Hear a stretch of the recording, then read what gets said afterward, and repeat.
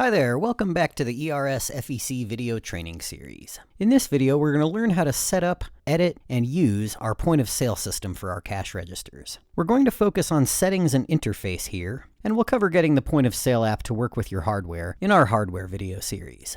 So let's start by clicking into POS, Cash Register.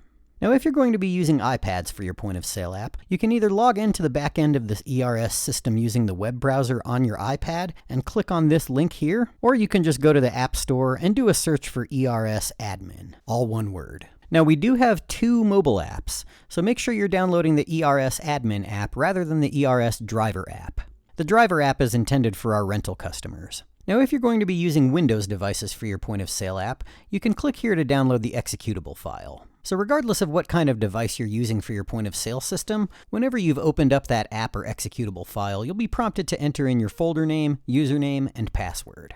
Once you've done that, you should see a screen that looks something like this.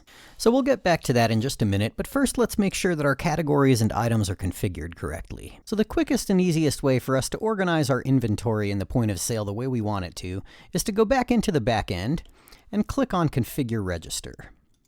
In this list, the checkboxes that say Web and Register allow you to choose the scope of the category and/or item. If Web is checked, that means the category or item will show up in the control panel or full back end of your ERS account. If Register is checked, that means the category or item will show up on the point of sale screen for your cashiers. Now, under the far right column where it says Customer Can Access, Customer Can Order, Hide from Customer, etc., that sets the scope for online ordering for that category or item. So think of it like this. Web sets the scope of the items for you and your management staff who might take phone orders. Register sets the scope of the item for your cashiers. And the far right column establishes the scope for your customers for online ordering. So to change the setting in this far right column, all we have to do is click on the setting.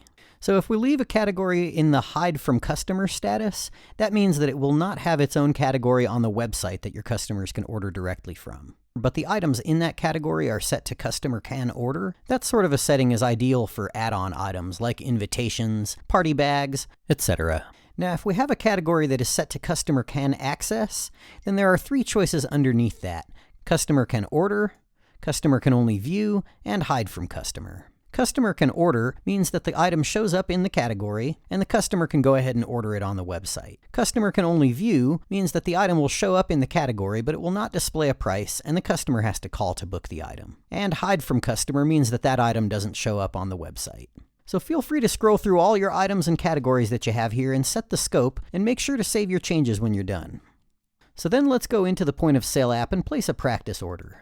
Firstly, if we updated our register settings, we want to go ahead and go into here and click refresh. So let's say a lady walks in and she'd like to reserve a birthday party for her son. We can go ahead and go over here, and we can tap on the icon to pull up a screen with available time slots. So we'll go ahead and pick our time slot, and then we'll go ahead and click here to pay. So on this screen, we can change the number of items in the cart by clicking here. The salmon-colored buttons are different ways to ring people up: credit card, check, cash, etc. And the lavender-colored buttons allow you to do things like apply a discount or add a coupon, etc. Now, for some items, you might want to require a guest. That's something that you set at the schedule profile level, and we'll cover that in more detail in our advanced inventory video. Now, this particular item does require a guest, so we can either click here or here to add them. So when we click here to add, the system is going to populate a list of our most recent customers. The ERS system allows you to have customer-facing waiver stations, and the most common configuration is to have them as the first thing that your customers see when they walk in off the street. So what this means is your customers will likely see an iPad or some other kind of device in a durable, enterprise-level case that blocks access to the home button, and that is running in guided access mode or some other way that prevents customers from navigating away from the waiver app. The idea is that your customers can do that on their own, and then they can head to your cash register to cash out. So most of the time, when your cashiers go in to add guests to a purchase, those people will be the most recent people at the top of this list because they will have just entered their information in the waiver. Our waiver station is super user-friendly and idiot-proof. It allows you to collect any information that you want about your customer and add unlimited minors to any given waiver. We'll have a subsequent tutorial specifically all about your waiver station, so we'll cover all that in more depth there, but I just wanted to give you a basic idea of what the waivers entail. So let's go ahead and add this guest to the order, and the icon with the document to the right tells me that Bill has not signed his waiver yet.